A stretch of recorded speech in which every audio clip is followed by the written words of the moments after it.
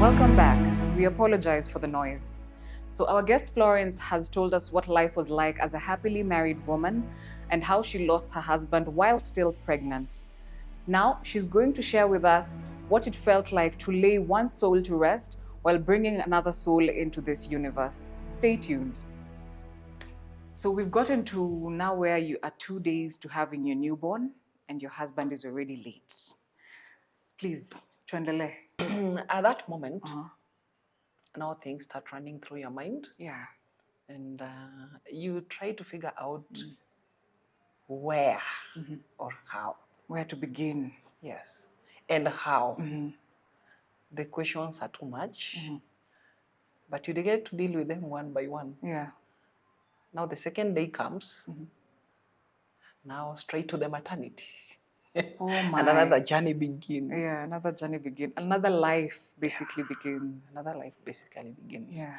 At that point, that day, the day I was actually getting into the maternity, that is the day we were supposed to go and shop for the coffin.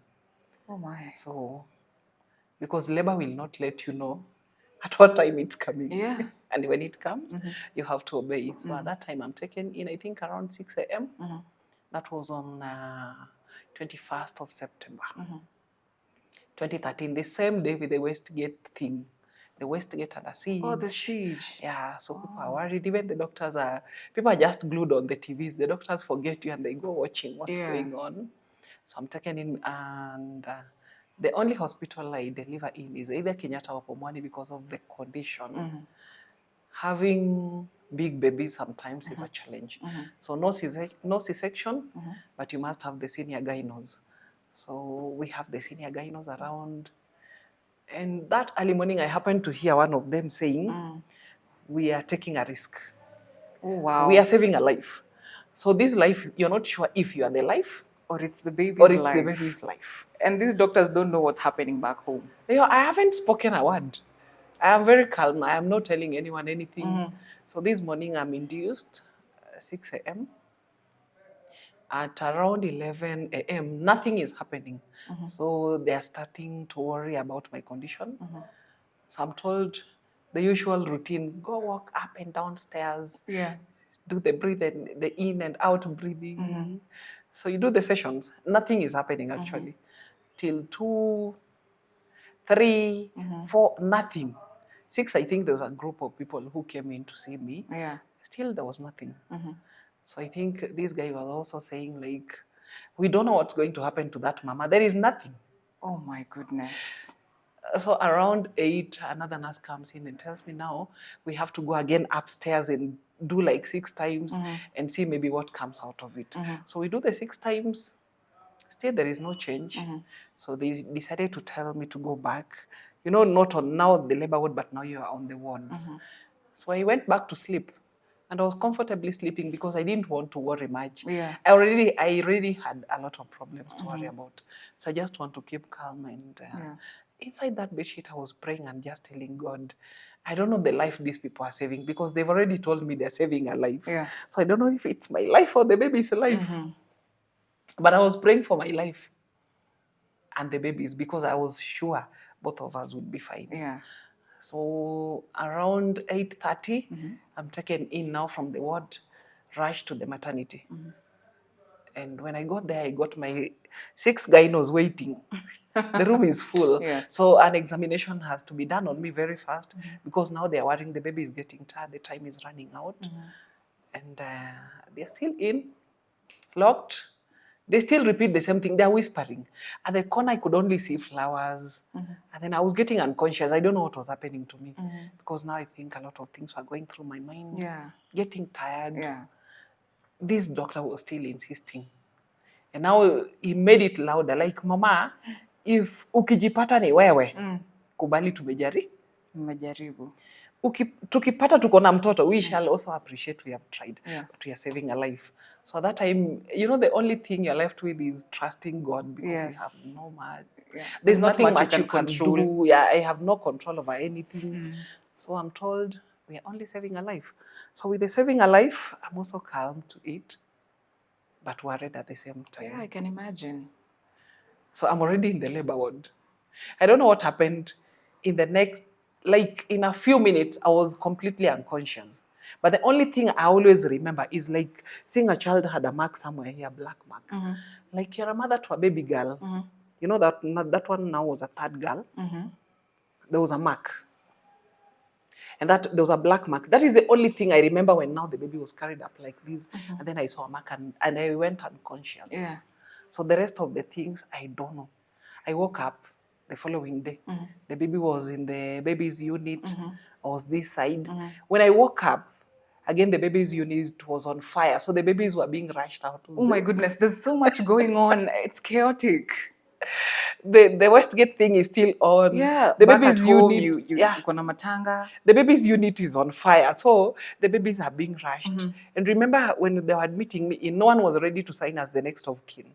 Because now the stories that were being told, like, you may not have the baby comfortably. It's either they're going to have one life.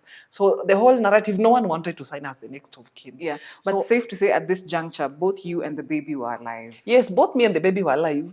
And now at the point of signing, one of my sister-in-laws is the one who came in and she whispered to me and told me, I am only doing this for you. Don't disappoint me. Yeah. So the rest of the people decided not to. Yeah. So my sister-in-law comes in, she painted her signature. So she's the one who got the first call. So when she's called, she didn't even tell the husband, who is my brother. She sneaked out, came now.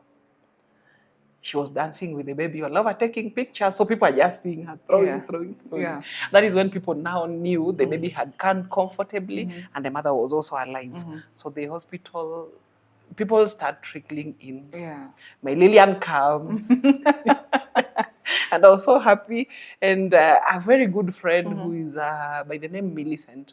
Millicent is a couple to Joseph. Those are couples that have stood with me for a very long time. Yes. So Millicent sent someone because she's busy at work. Millicent cooks breakfast. When I woke up, there was breakfast from Millicent. Again, there was lunch from Millicent. Oh, wow. In the evening, Millicent had sent someone also with food. Yes. So Millicent makes sure I'm eating, even though she's not seen me, but she was sending someone with food. Yeah. So people are coming in, people are dropping in to see me. Friends are calling. There's a group of friends my husband had from Maseno, the alumni boys. So the boys are now calling the guys, like, our wife, how are you doing? Yes. So things start showing light, but you know inside you still have that pain of that person who is asleep. Of course. So the second day I'm discharged. Fortunately, you know, there's always no notification on the NHIF card. Maybe probably if someone dies and a process has not been done. So I discharged myself with the same card, his own card. But they wanted a signature. You know, there's a place that he has to sign because he's the owner of the card. Yes. So one of my brother-in-law, who looks exactly like him, comes and places the signature. Yeah, he does the signature. So these people don't even realize this is not the man. Yeah. And to them, it's like, mtoto anakaa kama huyu mtu. Yeah. And we are not arguing. So he does the signature and we walked out with we paid the bills with the NHIF. So I'm taken home. Remember, I only have 3 days to go. I am traveling. So I have 3 days to go to Kisumu. And a friend comes in, decided to pay my flight. And the entire group is like, now the brothers say, you cannot leave us your body here and go with a flight. So there is no way unaenda na hii body. Oh my goodness. You've not rested, you have a newborn. You have your stitches, don't forget. Yeah. Serious stitches. Oh my goodness. But you still have to go. So they refuse the flight thing is not. The guy who wanted to pay the flight now tells me, no, because I can't pay your flight, let me just send this money to your phone. Remember at that time I had 30 shillings. Now this is the first money in my phone. Yeah. Because all the contributions were diverted to his brother's phone. So friends were like calling, why are we not having a contribution line with your name? So I told them, please, I'm on a maternity. Yeah. This is when people are getting to learn. Even with these, you still have another thing to deal with. Yeah. So at that point, I go with the hearse. So early morning to Chiromo, pick the body. We cruise with the hearse. How are you feeling through this journey? Because I can't imagine. Too much pain. It's something you don't even know. I'm already numb. So you felt pain until you want to be happy that you have a newborn, but at the same time you're grieving. You can't be happy. I don't even know where the baby is. What do you mean you don't know where the baby is? You didn't travel with the baby? Yes, I traveled with the baby. The baby was with one of my sisters. So the only time Okay. I would get to see the baby is when the baby is brought in to be To fed, breastfed. yeah. So after breastfeeding the baby, I don't see the baby again. I think the baby was in a different vehicle Yeah. from the one I was in because I was already sleeping. The house is right behind you. You're sleeping like this, the house is sleeping. Oh my. So So many mixed emotions. I only get to see the baby when she's crying. That is when they stop both cars. I breastfeed, the baby is taken back to where my sister is This journey seated. must have been interesting for everyone. Remember at that time, I still have my Lillian taking care Yeah, of me. Lillian is also there. Your handbag. The only person I can speak to comfortably, the only person among the family members who can understand me. Yeah. Now on his side. Yeah. So at that time, I'm still with Lillian. Everyone is in for me. My sisters are there. My brothers are there. Yeah. So we cruise all the way to Kisumu. I think when we got to Kisumu, so we had a bit of a fight with the brother-in-law because we wanted diapers and other things. And now when we are requesting for this, the brother-in-law says, this baby was not in our budget. Are you serious? This is your niece. Yeah. So, but he blankly tells us this baby was not part of their budget. So one of my brothers tells me, I don't want to hear you asking about anything from these those people from now on. Yes. If you want anything, ask from me. Yeah. Let me not hear any argument about you and this child and everything that I'm hearing. Ask me for anything you want. So my brother gets mad. We get to and then it was Nakumat, the mega Kisumu. So we get there, we get our jumbo diapers and everything. Everything is shopped. The other side is shopping for water for the funeral. Yeah. So these two things have to go consecutively. Yeah, so we carry our things. My brother is so mad and he's like, from now onwards, let me not hear you asking anything from these people. Yeah. Even if it's food, if they refuse to give you food, call me. Don't ask for anything. So we proceed with our journey. We get to Siaya. You traveled to Siaya with your newborn? Yes, my baby newborn. She was only 5 days old. And your husband So is that was here the 6th day. asleep? Yeah. Oh The my baby was goodness. 6 days old. So we sleep. I think at night we passed out because I was in pain. I don't even know what happened. It was raining. I was in pain. So I think the following day I was woken up maybe around 6. But now they had to bring in a nurse because I was so much in pain. Another drip maybe for the painkillers. Yeah, just to calm me down. Oh my. So how long were you at home for the funeral? Before you After came the back? burial? Yeah. 2 weeks. Yeah. Now the day for the burial, you remember the baby is now a week. Yeah. The day we are doing the burial, my people are in, everyone is in.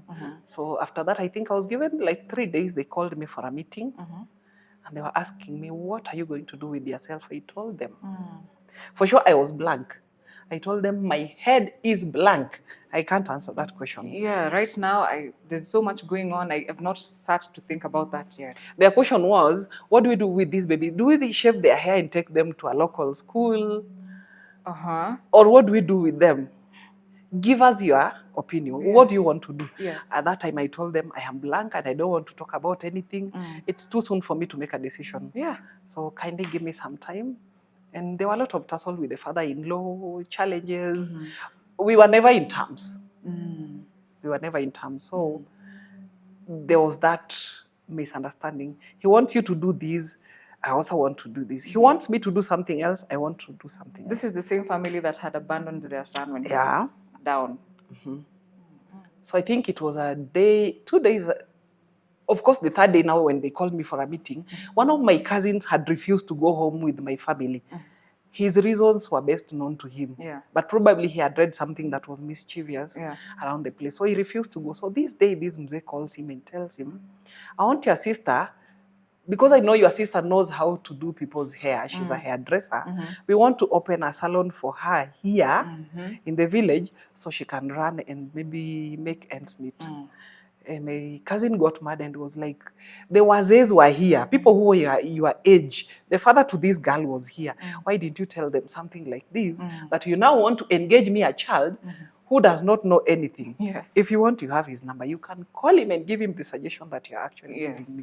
But I don't think that is what Merab would want, because I believe she has a mind and she will settle for what she wants. Yes. So that day passes, I think it was a week later. Something happened, I think, when I was served lunch. I did not get to reach it because it happened with one of my sisters who was taking care of me. I don't know if she was given the wrong food to bring for me or something. She was given something that she didn't like. And she abandoned the food, went to the market, bought some eggs, I think, came and prepared for me. And immediately she called one of my brothers and told him, if we don't do something very fast, we are coming in here for another burial. So I didn't know the tussle that happened up there because you know now the mother-in-law place is up and as we stay somewhere down. Yes. So after this tussle, my brother calls me immediately and tells me like, you have done what you needed to do. You have stood in for your husband. Now it's time for you and your girls. Please pick the pieces and start moving right now. If you don't have bus fare, let me know. Yeah. I will send it right away. So I go and tell one of my brothers-in-law, like, can you go and book for me an easy coach for Nairobi tomorrow? And he's like, I don't have money. I tell him, you're not booking me the vehicle with your money. I'm only telling you to book me the vehicle. I'm refunding you your money tomorrow. He refused. So when he refused, I had to wait for my brother to send the money. So my brother sent money, and then the easy coach is booked. So we are leaving. Everyone is like, where are you going to? And you don't have a job.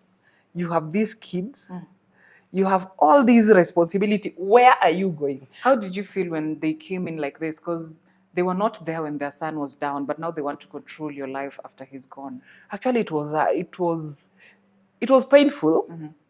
The whole situation was confusing, but at that time I had made up my mind. Yeah. Because I had seen the situation there. I wasn't going to manage. Yes. Their temperament is not what I want. These are people I don't know how to speak to them. Yeah. So they won't even understand me. Yeah. So I decided I am walking out. How I am going to survive, actually, I don't know. Yeah. So I came back that day, booked an easy coach. I think I walked out. When I walked out, I remembered something. There was one jacket that my husband loved so much. And this jacket we would share. It was fiber inside and leather out. After I had walked out, I thought of it. I came back for that jacket. The only thing I ever picked, not even my clothes, nothing that belonged to me that I picked from that home, but I only picked that jacket. And then when I walked out, I felt so much pain that I was walking, looking back and crying. I was crying, literally crying, because number one, I had never carried a child. It was my husband's responsibility taking care of the kids. I don't even know how to do a child with a lesson on my back. He loved kids, so he would go with them everywhere. Yeah. He would carry the two like this. So even this third one would be with him. Definitely it was not my responsibility. Yeah. You would only feed the child, but the rest of the things you would get to do.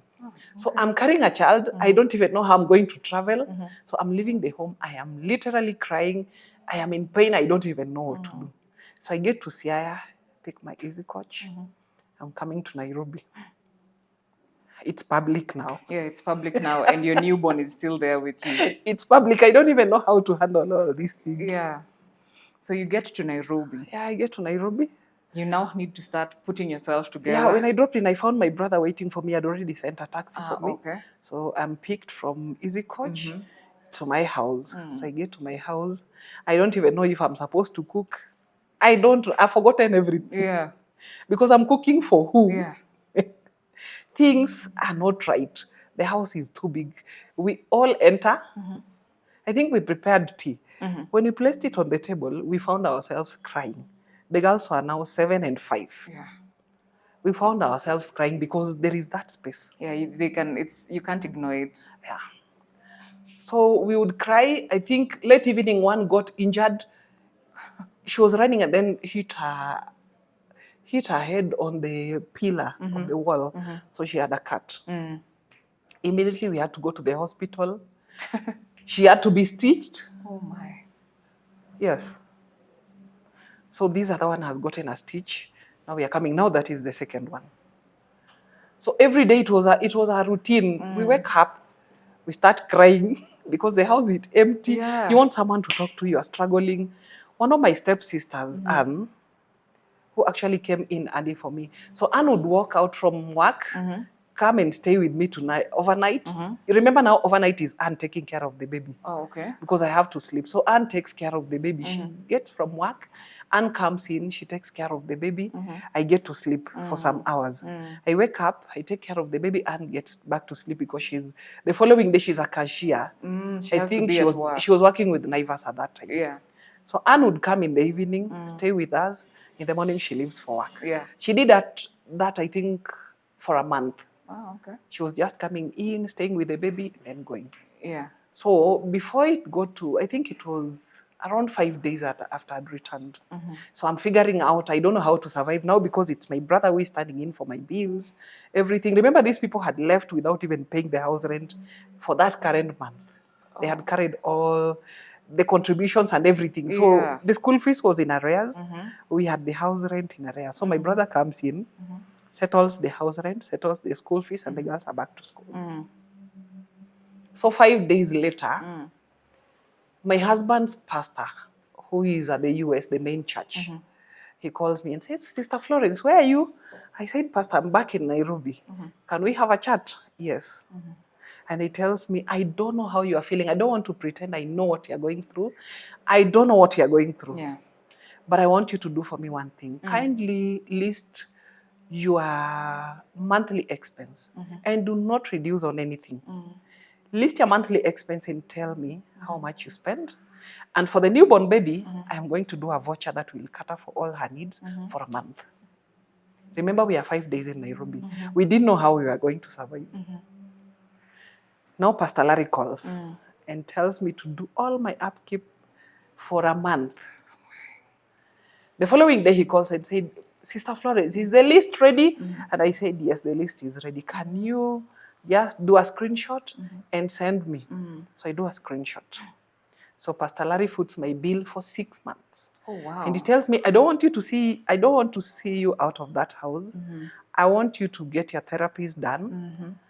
And I want you to take care of yourself and those girls. Yes. For now, the bills are not your problem. Oh, wow. So my bills are paid for 6 months. That's nice. That's really, really nice. So people don't know my secret. So people start talking about me. The 7th month, the 8th month, I had neighbors. So comes this woman one day, I don't know, the husband disappeared where. So this mama comes and like, amekuja hapa. I'm like, who are you looking for? Nani. So Mimi think this thing is a joke. Kumbe this thing is becoming serious. The husband, I don't know, had disappeared. So the mama is thinking, it's me who knows where the husband is. Well, how remember, would you it's know 8 months, just 8 months down the line. So I thought this thing is a joke. This thing continues. The following day, I hear stories, and I'm like, what do you mean? It is just 8 months. I don't even know how to take care of a man. I am still mourning. Yeah. I am so confused. So this thing starts small. It goes, and it escalates. Like, now the women gangs up and they start looking at their husbands' phones. Does she call your husband? Does she call your husband? These are people I knew as friends. They had my phone numbers. Oh, wow. These are people I had conversations with earlier. Wow. So it has come to a moment where you cannot have a free conversation. No, things have changed now because the name widow has now brought you to a certain corner. So this is when I realize, okay, I am alone.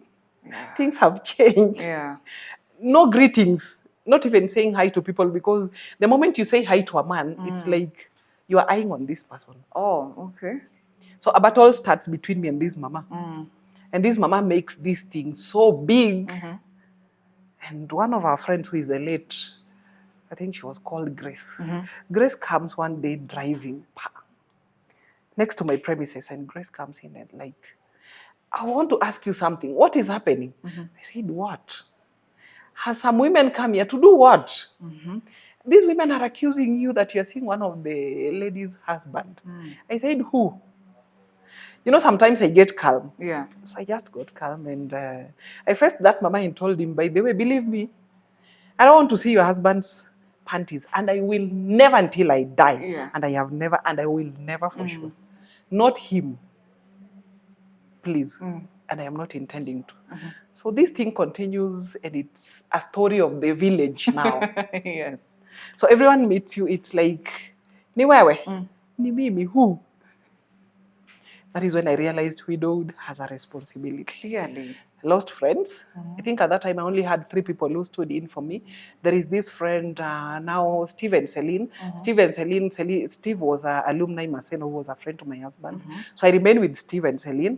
I remained with Jose and Millie who are couples. I remained with my next neighbor who was Mama Mary now. We commonly call her Mama Dasa. So these are the people who remain. They stood by you. They stood by me. Yeah. So whatever happens, these people stood by me. Remember, my church now is there for me too, through Pastor Larry. Yes. And the local pastors who are in Kenya. Yes. So those are the people who would check on you, people who stood by you, but the family now disappeared. Completely, they disappeared in the picture. So your late husband's family, that is? Yeah, now they completely disappeared. Now it's only me and my family and the few friends who stood in. The rest have now left, some, including, I think, one of my closest husband's boss. At that time, that man stood and said, Paul's girls won't suffer. I will stand in for them. So one day I just got mad and called this guy and said, Nicholas, I remember you promising the corpse of Paul that you will stand in for the girls. Yes. Are you aware how they are doing? I've never heard from that guy today. Oh my. I think probably he blocked me because he thought it was too much. Yeah. Confrontation. But I decided I was going to do it to remind him.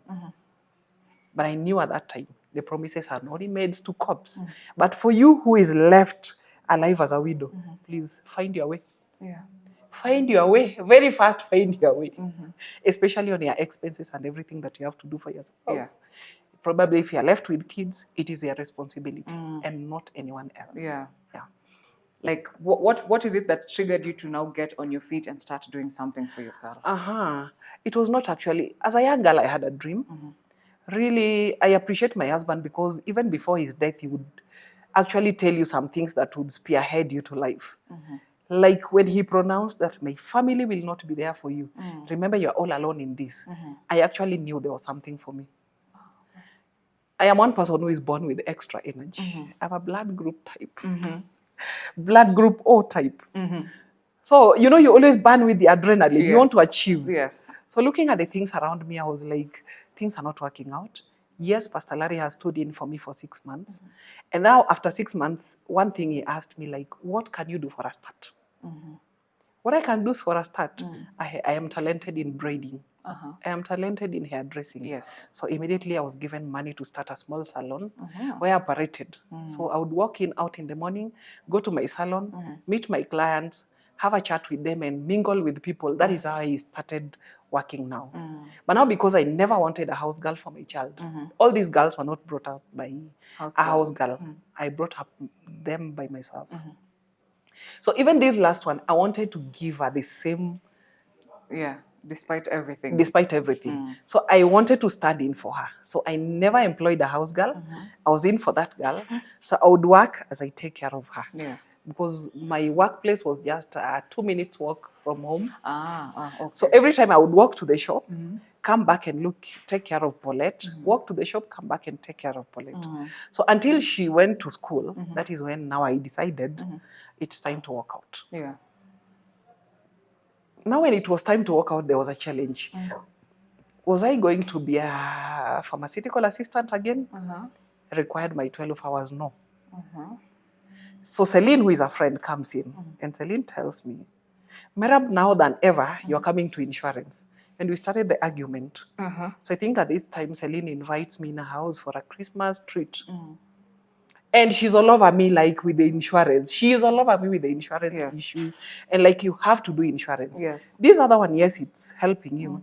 But now figure out something that can work for you well because Rebecca is aging. And now with the high school, are you going to manage with the expenses that you already have, with the business that you're having? So we went back to the books. Now it's Celine as my financial advisor with a pen and paper. Yes. So Celine sits me down and it's serious calculation. And actually we come to terms that for what I am doing, yes, it's a good thing, but it's not going to provide for me with Rebecca going to high school. And at this time, Rebecca had gone into depression.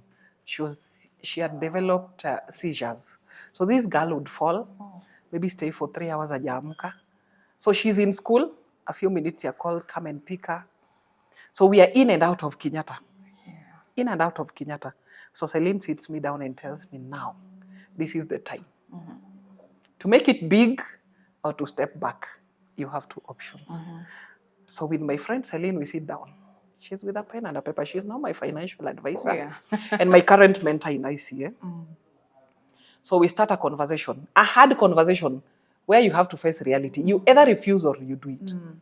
So we do the serious calculation. How much do you get in a day? How much do you spend? So we do a whole month spending. No, this is not working. So we decide now which way. Are you stepping into the insurance field? I am hesitant. How do I do insurance? I've never done business before. Yes, I do business, but not sales. How do I get to sales? So I'm a bit hesitant. Do I go back to pharmaceutical? I don't know. It requires more time. Insurance would give me some space. So we agree. The day we agree, at that time I was going through depression. So my head just tells me I'm not going for that thing again. So I refuse. Unfortunately, I get admitted at Kenyatta Hospital. My blood level has gone down. I am not eating. I am crying. I don't want anything. I have gone into depression. So into Kenyatta. So Kenyatta, the doctors are not able to figure out my problem. Oh my. So they are mistakenly doing other tests. I think I was even taken to a heart machine at a certain point. A lot of tests were run, but nothing was positive. So at this point, my blood level, I think, was 5 point something when I just fell off when I was doing someone's hair. Celine comes again and talks to me. So I put down, and then I get to Kenyatta. When I go to Kenyatta, I go this doctor and he tells me, today I have to know your problem. And I'm like, what? What do you want to know? I've told you my blood level is low. Yes. And then he starts a soft story like, you're beautiful. I am beautiful and I am dying. I'm just irrational. I'm just getting mad for nothing. Yeah. So the doctor keeps on asking questions and like, there is this one person that you love so much that you really want to be with. Who is this person? Tell me your story. So I tell him a bit of my story and the doctor is like, you either choose between these two people. You give me these girls for adoption and go with this person, or you remain with these girls and decide to leave from today. I refuse to open up. And now he brings the medication and he asks me, do you know this? Yes. Do you know this? Yes. What is the work of this? I know this one can do me a slow puncher. And you want to die? It makes me, I think you want to die. Can I just do it for you now? Like, let's just get it over and done with. Like right now, can we just do away with this story? You go or you remain. Yeah. At that time, I think I got emotional. Now when he was showing me the pictures for the girls, like you choose, so uende tu na huyu mtu unapenda, mimi you give me these girls for adoption. So it told me, look at the picture clearly. So when I was looking at the pictures, I think something was building inside me. I got emotional. I cried for 3 hours. I was tired. That was the wake-up call that I had to leave again. Yeah. Now I had to leave Paul. And now come back to your girls. And come back to me now. Yeah. And come back to my girls. That is the point I decided I was going to leave. So that coming week, Celine had called me again. And like, Flo, can we meet in Upper Hill at this hour? So when I go to the branch, I meet this jovial man who is jumpy all over. So he meets me at the entrance and like, and you look like an insurance sales agent. And I'm like, sir, what do you mean? And I was like, whom are you here to see? I'm here to see Celine. At that time, that lady was number 9 countrywide. Wow. Yeah, so he takes me to the bulletin and says, if this is the person you've come to see, you come to see the right person. This is where she is. Yes. This is what she's doing. Yes. And she had just traveled from China at that time. She had gone for an international company award, which was China. So I'm shown where she is in the bulletin, and the boss says, actually, you're not even saying hi to her. I was taken straight away to the training room. So basically, you have the job. I am not even interviewed. Nothing has been done. I don't know if I have the job, but now I've been walked into the training room. My boss tells me, he calls me profile of stability. Like, profile of stability. Straight to the training room. I was taken to the training room. Celine hasn't seen me. Remember, she knows I was coming, but she hasn't seen me. Yes. So the next thing, we watch each other at the training room. She's there, I am here. Yeah. It's like, how did you get here? I was supposed to talk to you. Yeah. But I'm already in the training room. And just like that, I got a different career. A week later, I was taken in for the official training now. Oh, wow. Getting to the financial field, it got interesting because I realized the mistakes I made with my finances down there, even during the time I was handling this business. Even when I was down there, maybe when I was employed. And now I got the catch and I said, this is what I want to do. Yeah. I was convinced in a week. And when I got to it, I never looked back. Yeah. Because I could work for 3 hours. I go stay with my girls. Work for 4 hours. When I was adopting, 3 hours, 2 hours, I go back home. Until now, all of them were in school and everyone was comfortable. Rebecca was now okay.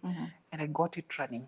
So you never took time off, like the maternity leave? You never took a maternity leave? Maternity leave was 6 months. Oh, the 6 You months. remember when Larry was were... not providing and I was completely in the house? Yes. Okay, okay. So now you've started your new career. And I heard you recently got an award. Perhaps you can tell us about that. Congratulations. Thank you. Actually, getting to ICA and getting to the financial world, it was a bit interesting to me because this, number one, was interacting with people in different caliber. This is where in a day I meet an HR. This same day I will meet a mama mboga. This same day I will meet a contractor. Yes. This same day I will meet a conductor of a matatu. But when you ask these people, the question is one, what do you do with your finances? Because everyone earns in their capacity. So I got to learn that the money I earn, probably I had no money for myself at that point when I got to finances. So the money you earn, it's either rent Njoroge, fare conductor, mama mboga, you get shopping, umeacha Nakumatt or Quickmart.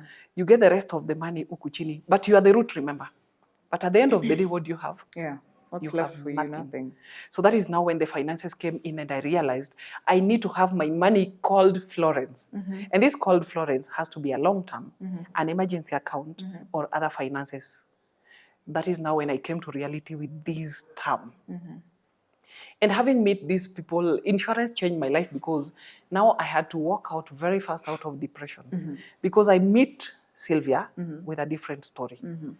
I meet Simon with a different story. And now when you try to compare these stories, you get to know people's different life perceptions. Yes.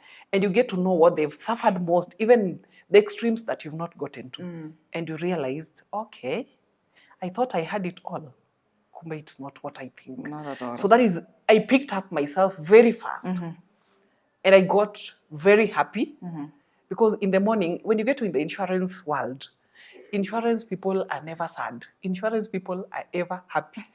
You have no time to be sad because when you're going to meet a prospect or maybe a client, you must be putting that, even if you're poor, you have that brave face. Yes.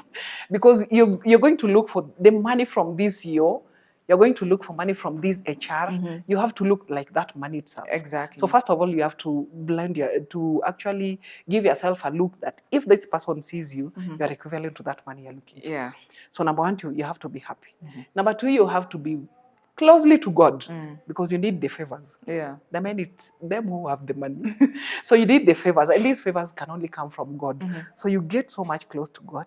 You get so much good to people, and you have no time to be sad. Yeah. So it was the right place for me to be. So picking my pieces was like, I want to make it like, you get to admire some people who have made it there. Like now my friend Celine, who had been in insurance, now this is her 7th year. Maybe this is my 4 years. We have a 3-year span. So you look at her achievement and you want to be like her. So every day you wake up with that notion like, I want to be a better version of myself. Yes. And you realize when you're down here, there is a lot of competition and a lot of jealousy. But when you get to the achievers table, there is that collaboration where people tell you that if you have these 3 clients, let me give you the 4th one so that you can achieve your next target. Yeah. Now you realize up there is some collaboration. But down here where you are struggling with these other small business, there is that jealousy like, Nani is not doing so well. There's a lot of gossip and there's a lot of fight, there's a lot of competition. So what made me to thrive very fast was that collaboration now with the teammates. And I got the best team ever. Yeah. My team is called Sugeneris. Sugeneris is a team that will wake you up even when you're asleep. Because you don't want to be left behind. Yeah. I have one of the best leaders that motivate you every day. You wake up with a motivation quote on the wall, and you're like, could I be this lazy person this man is talking about? So you walk. And personally, I have the self-drive. I am self-motivated. I don't wait for that push. Yeah. Because I love my space. I don't love to be monitored. I don't love to be bossed around. I love my space. So loving your space means you have always to do the right things at the right time. Yeah. You're always on the move. Yeah. So I never want to be questioned with my boss like, Flo, uko? No, that is not what I want. So before he asks uko, he shall have seen me reported in my desk. Yeah. Before he asked me, what are you doing? I shall have reported probably a business. Oh, okay. Before she asked me, what is your target? I shall have finished approving, actually giving him the information of what I am doing this week, what I'm doing this month, or probably what I'm doing in the year. Yeah. So that is one thing has given me a motivation, and being among the best teammates, they're actually motivating. Yeah. Because you have everyone who is friendly. This is a team where if you have maybe a banana, you have to give each one. So if you're dying, we are dying, all of us. Yes. That shows you the love they have. So that has been the biggest push. Wanting to achieve and not wanting to let the team down. Yeah. So that has been a catch for me in the insurance.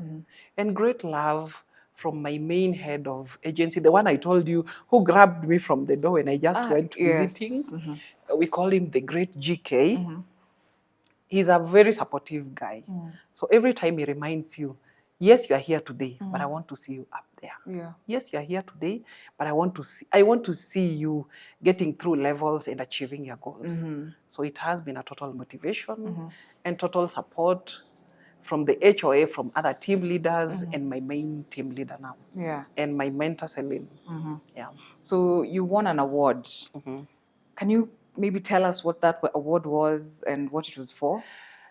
The award is a big thing in insurance. In insurance, we have what we call IRA, the regulatory body of all the insurance companies. Yes. So we have an entire insurance companies. We have about 11,000. Oh, okay. There are about 11,000 registered insurance agents. You know, we are registered by IRA, but you choose the company you work for. So like I work with ICA. So out of these 11,000, only 1,000 made it to the award that we were doing on that day. And only 198 from my company made it to the award. So I think in my company, I was number 90. In the entire country, I may not be able to gauge myself, probably because now when they're doing our names, they do it alphabetically, maybe 380 something. But for the company, I was number 90 out of the 198. So it's a big thing to us achieving AKI because there are parameters where you now get to be identified by the company as an active agent. Yes, we're 11,000, but only 1,000 made it to the caveat, where you're supposed to do 50 applications and about 2.4 million. 2.4 million means you have to sell to about a premium of 200,000. Okay. So if you do more than that, like I did 3.7, it means I sold more than 200,000 Yes. in a year. Yes. Yeah.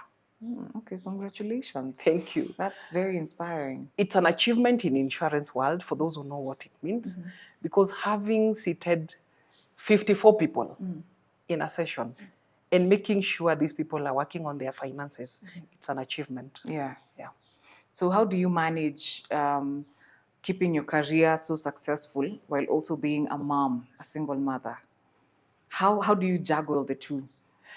Sometimes, yes, I can admit it's a challenge, but I can say my girls, God has been faithful. I started with them when they are young because I motivate girls. I don't only motivate my girls, but I've even gone to other schools to motivate other youths. Oh, okay. Yes. It's a passion I have inside me. I don't want to see kids doing wrong things. I just have a motherly love, naturally. So I would go talk. When you talk to your kids in the group of other children, they know your value. But when you talk to them when they're alone, they won't know. They will call you a noisy mom because it's either you'll be shouting or expressing yourself in a way that it's like you're correcting their mistakes. But I took an advantage of their schools. Right when they were in primary, I would go to St. Joseph, do an advert with the kids, talk to them, advise them when they're together. Yeah. So my kids would see my value through the eyes of other children when they say, your mommy this and this. So they get to pick and they get jealousy. So we have a good mother. Yeah. So that is how I made my children jealousy with me. I went and loved other children. Probably if I go to a school, I choose even 40 and I mentor 40. So when I mentor 40, my girls feel jealousy. In their primary level, they were both model. They were doing modeling. One was a voice for the school. Rebecca was a voice for the school because she's a very good singer. So whenever I would go, when she was doing her modeling and everything, I would cheer. And then later on, I pick all the girls and do the part for the motivation. Yeah. And now when these girls get closer to you, your kids get jealous. So every time I correct a mistake, I do not just become a noisy mother. Yeah. I become very important because it came from another child. Oh, yes. Like your mommy said, this is wrong. Yeah. I believe this is wrong. So even when they go to St. Teresa's, luckily enough, my kids school in one school. In primary, again in high school, they're in one school. The two big ones, yes. Oh, yeah. So I took advantage of that school again. When I requested for a session with the girls, I was given about 44 that I was mentoring. So the 44 girls that I was mentoring, I would walk in even with biscuits for the 250, just a box. I give out just a pack that carries only 5 pieces. Yeah. I have a session with the girls. Sometimes I requested, they were brought to Arboretum. I called in another friend who also did a motivation. So my girls go to see my value beyond being a mother. They see me as a mentor. Yeah. Up there. Now when other kids talk about me, when their teachers talk about you, when they get to see the value that you add in other people's lives, or they see other kids improving through you, then it gets easier for you to discipline them. Another thing I realized, girls are close to men and as opposed to me. So at no single point, my house misses a male figure. A male figure. Yeah. And a male figure here is always one of my brothers. At certain point, I had one who had just finished at KU in 2013. So I took him in when he was still hustling and looking for a job. So my brother was there. So the ones that could not actually understand my language got very close to him. So it was everything uncle. So they feel that freedom. Yes. So when actually Ibrahim overgrew me, now he decided to become a man, there was Benedict, who is the last born. So I make sure Benedict shifts in. So now it's Benedict with my girls. Their stories I wouldn't be told. I know there are stories that cannot reach me. Yeah. But I'm 100% sure those stories reach Benedict. Yes. So I get to hear them from Benedict. And another thing that I use is my kids love music. And this I derived from my dad. My dad would put loud music. And you know, when you're dancing, you forget so many things. Yes. And you start just telling things you're not supposed to tell. Yes. So I use the same. Sometimes I just decide to dance. We do rumba. We do my local language, benga. They know how to dance those songs. So every time I want them to loosen up, I do that.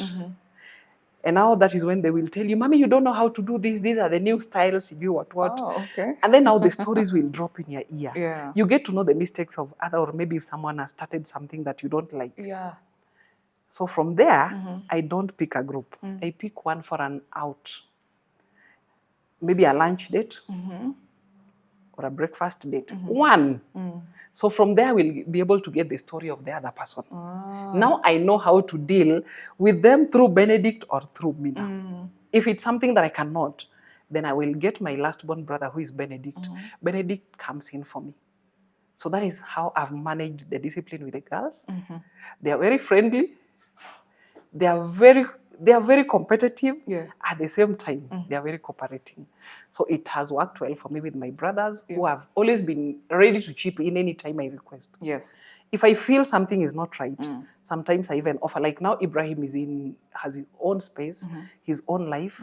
When I feel I'm too much on these girls, I just tell him, please, for this week, you're having your girls. Yeah.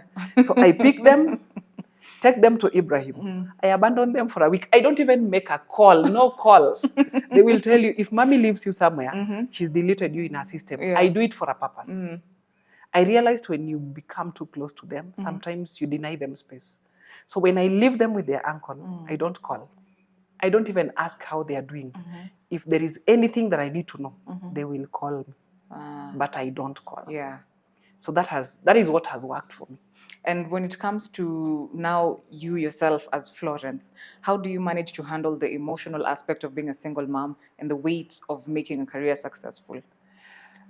Actually, I would tell you, one thing I did shut, number one, was dating for 7 years. For 7 years, I was crying. I cried for 7 years. I never thought I would be besides any man. On my 7th anniversary, someone just decided to appear from nowhere. It was a false hope. Ah, okay. I would say it was a false hope Yeah. because it didn't take too long. This guy just disappeared again. Oh, okay. But now I learned a trick of turning them into friends. If they come looking for something else, I turn them into friends so easily. Yeah. I become too friendly, but I put a barrier. Yeah, there's boundaries. You cannot go beyond my privacy. We can only talk and talk from a distance, but I don't get to meet people easily. Sometimes people befriend me through my Facebook account because you know when you're in business, you can't shut down. They come through my Facebook. None of those people, I think very few has met me physically, probably 3 or 4, but the rest are just online friends. Oh, okay. I can share my number, you can call me, but you can never see me. Yeah. I don't allow you. If you try fixing a date, meeting me on the table, no. That is so that has also worked for me. And then now, having also my brothers around me, because most of the times I stay with people, I stay with my 2 sisters and a brother. It also gives you some satisfaction because you always have people to talk to, share your challenges. And we are ever happy family, jumping. We love doing exercise. So sometimes you're just gym. Sometimes we are music family, we are gym. So everything we do like a family. So I never feel that space or need maybe for someone to be so close to me. But I bar them out because I realize what they're looking for is not what I'm looking for. You're looking for. They just want to use you probably for a session. And as someone who is a believer, I don't believe in getting into people's space. Like you meet a married man. How do I handle a married man? That is number one thing that I tell them off and they say I'm too harsh.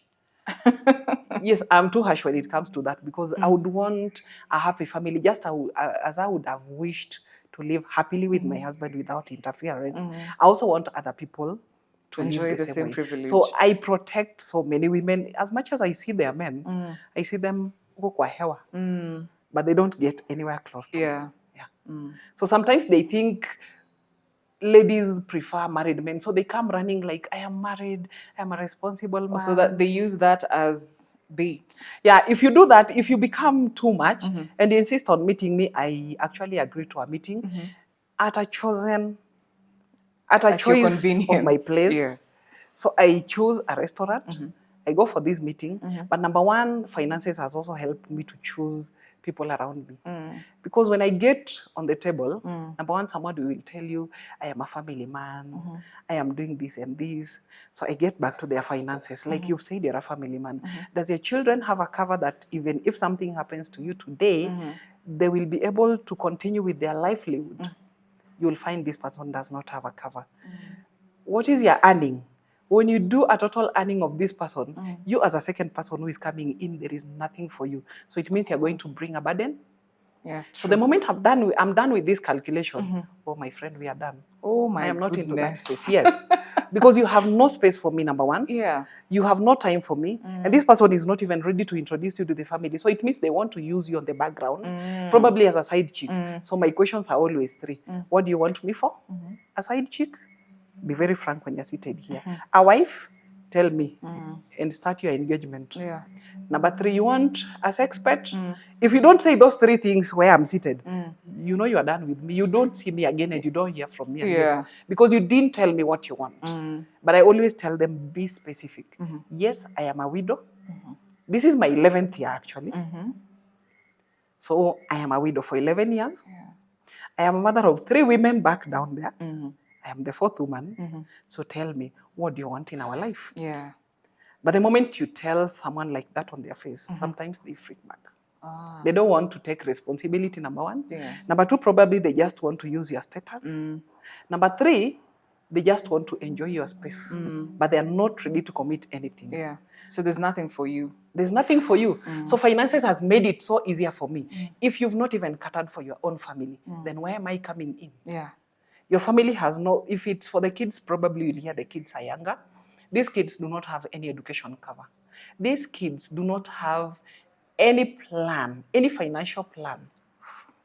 They're just living maybe from hand to mouth.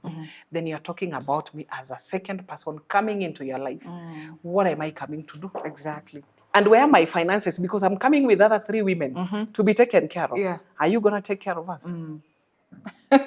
That's a very simple way to look at it. So it has always been simple for me. If you sit, yes, we will sit on the table. But after we sit on the table, I never see them again. So I don't chase men out of my life because I'm single. But the logistics is what works them out. Yeah. Yeah. So you've mentioned your family has been with you through this entire journey. They've been very supportive. Do you have any other support systems outside of your family that make your life easier when it comes to managing work and being a single parent? My support system is actually my church, which is, I told you, Pastor Larry and the entire team who is in Kenya, Pastor James and Pastor Mike. Those are the people I truly bank on. Yeah. And my biggest support system is my mentor, Selim, who sees me every day. She's called me twice when I was here. I am sure I'll get another missed call from her. Yes. She checks on me from time to time. When she hasn't seen me anywhere, she will actually call and find out where I am. Yes. I have also friends within the team. Some we pray with together. But there are those people who must check on you like every day. Yeah, true. So Celine is my greatest support system with the husband. Yeah. So while you're at work, have you ever experienced anything that you would say was triggered by the fact that you're a widow? Has someone ever said or done anything to you at work that you would make it seem like they only did or said that because they know my situation? Insurance is a very friendly field. Yeah. Where actually some people, not most of the people know who I am. Oh, okay. You know, in insurance, people are very busy. They're always running up and down. Yeah. So only close friends would get to know what is your status. Like, I believe it's only my team. Some of the people just get to know my status. Probably when they see someone stepping in, like, I saw you with someone who was very close. Is that your spouse? And she's told, why? What are you talking about? Yeah. Florence is a widow. So that is when people get to know I am. But I display myself so happy. So nobody knows who I am, not unless I tell you who I am. Yeah. Okay. So in this field of insurance, a lot of people believe it's very difficult to sell insurance. And you've clearly managed. You're winning awards. Your life seems comfortable. Your girls are comfortable. What advice would you give someone who's interested in that career path? Number one, I want to make something clear. When I was getting into insurance, there was this notion that in insurance, what people do is prostitution to get business. Yes. I can tell you, for the 55 lives, I think I've insured about 100 and plus lives since I started in insurance. None of these people have ever gone contrary to the contract between them and ICA. Because the contract between a client and the insurance is between ICA and the client. Yes. I only come in as the conduit to introduce them. Yeah. So number one, insurance is a career. If someone has a character of jumping up and down, wherever they are, they will always do what they want to do. But insurance is a career. However much, I know there is no single day that passes that a woman is not seduced. A woman is seduced everywhere and every day. Yeah. But it depends on how you carry yourself. Yes. Yes, I am seduced every day, but I tell them what I am selling. I am selling a plan for you, a plan that will help you and your family. It is not about me. So forget about the image you are seeing right before you and think about your future. True. So I have the key to my heart. It is me to control. If I feel the Kiswahili-ish, then I have the opportunity to stop selling the insurance and take the man. Yeah. I can as well.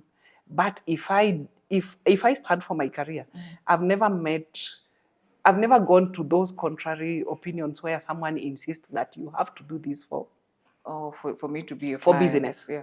If I have to walk out on that biashara, let me, because it is not integrity. Yeah. Number one, business needs integrity. So I believe in my integrity first. If I have to come and see probably some senior person who has to give me business, let this business be between him and the company. I am only a conduit. I'm only giving an advice that can help these people or will help them in the near future. But I do not become part of it as giving myself for an exchange. No way. Integrity has to stand in first. Yeah. So as much as people say it, I have not witnessed this in the insurance field. The only time I ever walked out on a check is once. I realized it was not business, it was a trap. Oh, I okay. walked out on a business of 100,000, went back straight to my boss and told him I had gone to sell out to this person. If this was a business, I am kindly requesting you send another FA to this office. I gave out the number. It wasn't business. So truly it wasn't business, because if it was business, that other FA would have been able to close. Yeah. Yeah. But I walked out on that because number one, I value my integrity. Number two, I have myself and my instincts and my spiritual life. So how I carry myself matters most to me. Yeah. Because there is a tomorrow. It is not only about business today, but I have my tomorrow, I have my future. Remember, I have girls that I'm nurturing. Exactly. Yes. And I have a whole society right behind me. Yes. So I have so many people to take care of. Integrity is key. Yeah. And how has being a single parent influenced your leadership and problem solving at work? I would say it's not a difficult thing, because number one, if you're a spiritual believer, and a spiritual believer is someone who works as a template, I do not have to say things. It is me acting. So most of the times I don't speak, I act. Yeah. My character will correct someone. Because if you hear someone maybe approaching you and asking you, can you tell me how you did this? It means this person has watched and seen. They have not only heard. Yeah. So I believe in what I do with my character than what I speak. So how I carry myself is what influences people around me. And it's what makes people believe that I can be able to help them maybe overcome some challenges or advise them in the right way. Yeah. Okay. So as we wrap up, if someone wanted to reach you personally, maybe for assistance on their financials, or maybe to get an insurance plan, how would they find you? Perhaps you can just share your information. Yeah, if you'd want to maybe hear more about insurance, which you call the financial plans. Financial wellness is a platform that everyone needs to know. Because number one, it's something that touches my heart. If you do not know how to handle your finances, even if you ride to the horizons today, tomorrow you will be down here with all the finances that you have accumulated. So financial wellness is something that is very close to my heart, and it has grown over time, and it's growing beyond me. So if you want to hear more about this, you can reach me on 0721 586 005. Kindly repeat that. 0721 586 005. Or my Facebook page, you can find me Florence Adhiambo. Florence Adhiambo on Yeah. Facebook. Great. We'll have those links down below, so in case you're interested in reaching out to her personally, you now have her information. Last but not least, there's a game I usually play at the end of these shows, and it's basically just a quick fire session to get to know you on a deeper perspective. I thought maybe we could try. I have 10 or so questions. Yeah. Might you be interested? Yeah. Okay. Why not? Let's get to it. Are you ready? Yes, I am. What's your favorite hobby? Football? For real? Yes. I did not see that coming. You will be shocked. I did not see that coming. If you could travel anywhere in the world right now, where would you go? I'll go to the USA. Why? Everyone wants to go to the US. What's so special about the US? I would want to experience an adventure, maybe the weather there, because this is the greatest thing that I would want to feel. Interesting. Yes. What's the last book you read that you couldn't put down? The Psychology of Money. Oh, wow. Yeah. You really are interested in financial wellness. What's your go-to comfort food? Your go-to comfort food? Fish. Oh, okay. Do you prefer sunrise or sunset? Sunrise. Are you a night owl or a morning A person? morning person. Wow. Oh my goodness. I want that. That is what I want this Christmas, to be a morning person. If you could have dinner with any historical figure, who would it be? Uh-huh. They can be late or alive. Mandela. Oh, wow. Yeah, me too. What's the most adventurous thing you've ever done? Ziplining. Oh. What's your favorite movie? I don't watch movie. I'm an adrenaline person. No. Oh, wow. Do you like cats or dogs? Dogs. Very well. That was it. Ladies and gentlemen, that has been Florence Adhiambo, a single mother of 3 girls and a financial advisor. She's been generous enough to sit here with us and share her story from how she came from the trenches and how she's making it work for herself. So I take it that from this story, you might have picked some hope, some inspiration to push you through the daily challenges that come about. If you'd like to reach her, you have her contact information, so please do not be shy. Also, remember to subscribe to this channel. We have a lot more where this came from, so we definitely have a lot in stock for you guys. Remember to like this video, share it with as many people as you can, and you can also turn on that notification bell so that anytime we post up a new video, you'll be amongst the first to get notified. You can also find us on our social media platforms on TikTok, Facebook, and Instagram at Mwakenya by Wakenya. Our phone number is also linked down in the video, so in case you'd like to reach us on call, please do not be shy. Otherwise, take care of yourselves and have a lovely day.